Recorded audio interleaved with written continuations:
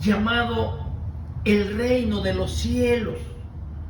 Nosotros encontramos en la palabra de Dios muchas veces, y mayormente eso lo presenta el evangelista Mateo, porque Mateo, si tú te das cuenta, cuando comienza su evangelio, comienza con la genealogía de Jesucristo, que dice hijo de David, hijo de Abraham.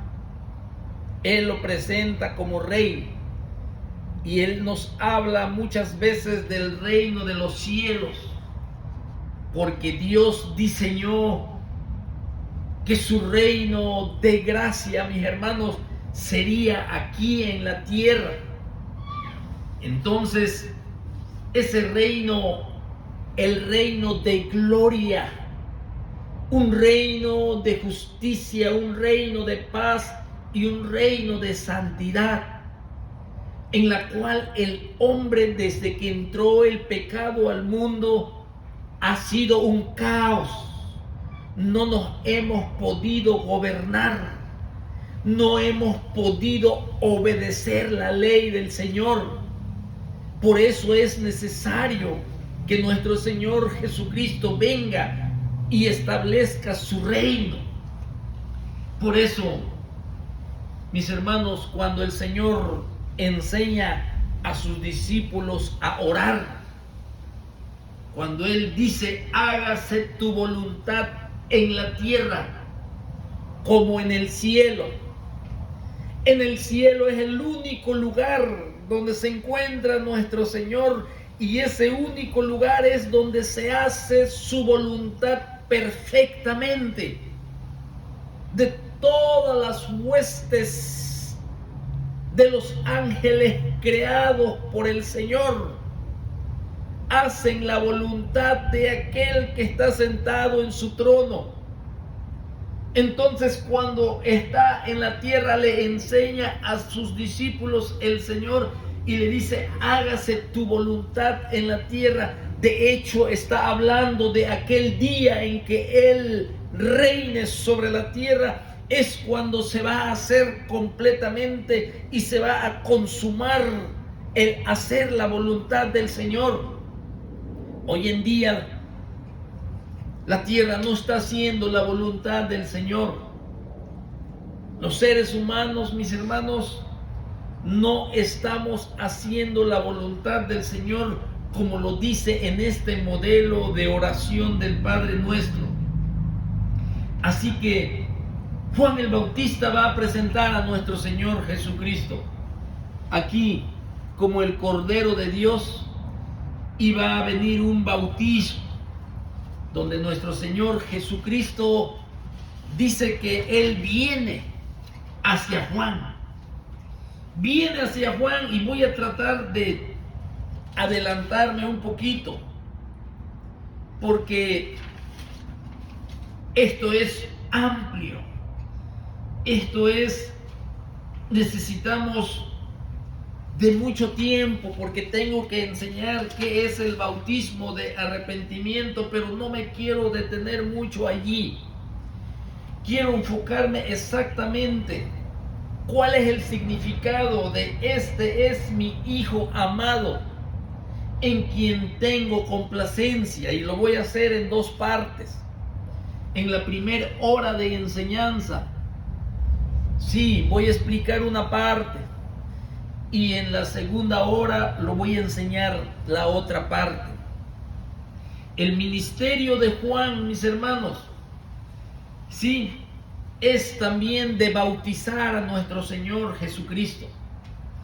En el versículo 13 dice, entonces Jesús vino de Galilea a Juan al Jordán para ser bautizado por él.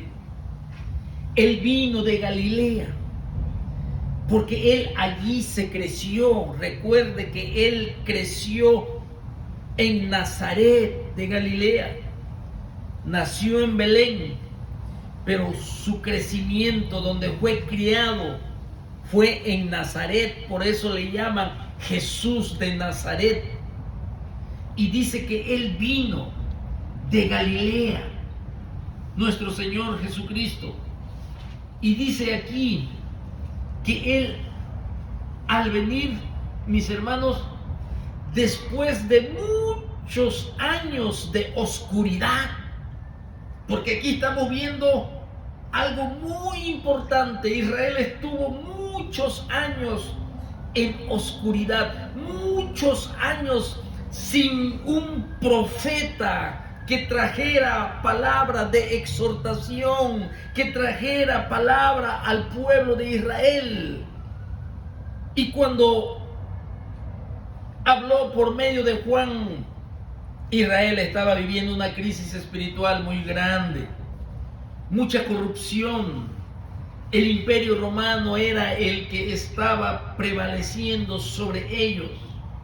Todo lo que pertenecía al sacerdocio estaba comprometido.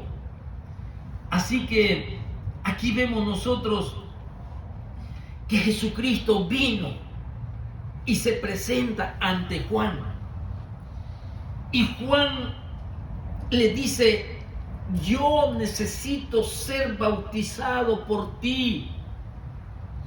Si yo solamente estoy bautizando, el bautismo de arrepentimiento es lo que estoy ejerciendo, donde los hombres tienen que confesar su pecado, tienen que abandonar su maldad, tienen que preparar su corazón, porque yo estoy anunciando a aquel que es más poderoso que yo, estoy anunciando a aquel que va a tomar forma de siervo.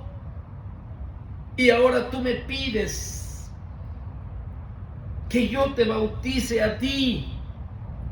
Tú eres el que tienes que bautizarme a mí. Juan reconocía, mis hermanos, reconocía esta situación que él estaba viviendo allí en el río Jordán. Nuestro Señor Jesucristo no tenía nada de a qué arrepentirse, pues era el Cordero de Dios que iba a quitar el pecado del mundo. Así que Juan aquí reconocía esto.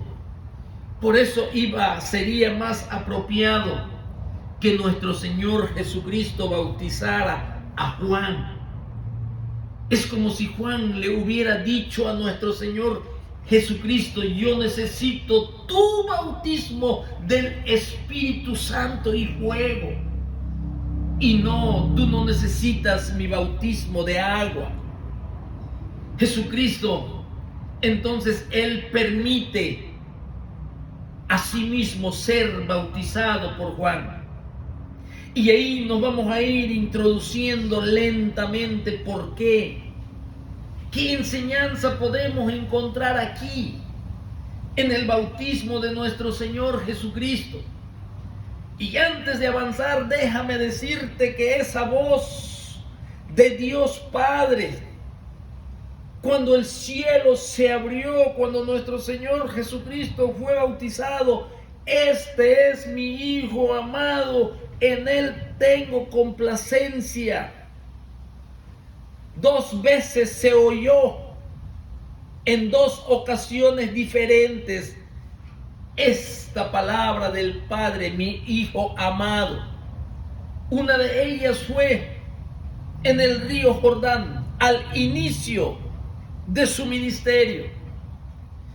Y la otra misma voz del Padre: este es mi Hijo amado, a Él oíd, fue al final de su ministerio, allá en aquel monte santo, en Cesarea de Filipo. Allí cuando apareció Moisés y Elías, y a su lado de nuestro Señor Jesucristo estaba Juan, Pedro y Jacobo. Si usted recuerda, 2 ocasiones que se oyó la voz del cielo. Y esto tiene unidad. Y cada uno de los eventos, el Señor nos quiere enseñar algo tan importante que tiene que ver con el reino de los cielos. Este es mi Hijo amado, el único, el singular, el incomparable. No lo podemos encontrar otro Hijo amado como nuestro Señor Jesucristo. Entonces, cuando Juan como que se opone a bautizar a nuestro Señor Jesucristo, de sus labios salen algunas palabras de revelación. Jesucristo le respondió, dice en el versículo 15 del capítulo 3 de Mateo, pero Jesús le respondió: deja ahora, porque así conviene que cumplamos toda justicia. Ahí está la primer revelación. Tú eres mi Hijo amado. Deja ahora, porque así conviene que cumplamos toda justicia. Tú eres mi Hijo amado. Vamos aquí, mis hermanos, a rescatar este título que está dando Dios Padre a nuestro Señor Jesucristo. Tú eres mi Hijo amado, en quien tengo complacencia. Primeramente vamos a estudiar esta frase. Y esta frase, mis hermanos, sí, esta frase, tú eres mi Hijo amado, está denotando o está señalando el Padre un cariño muy especial. Sí, un padre que abraza con ternura a su hijito. Un padre que abraza con cariño y ternura a su bebé. Este término es usado para nuestro Señor Jesucristo. Muchos lo toman del griego agapetos, que ese es el significado especial, algo único. Ahora entendemos por qué nuestro Señor Jesucristo, cuando oraba en el huerto del Getsemaní, decía: Abba, Padre. Era este tipo de cariño y de ternura y de unidad y de amor entre padre e hijo. Algo incomparable, algo singular, algo único. Porque el Hijo de Dios dijo mismo allí en el Evangelio de Juan que al Padre nadie lo vio jamás. En el libro de Éxodo se dice que nadie ha visto a Dios, su rostro, su esencia divina, que el hombre si lo ve muere.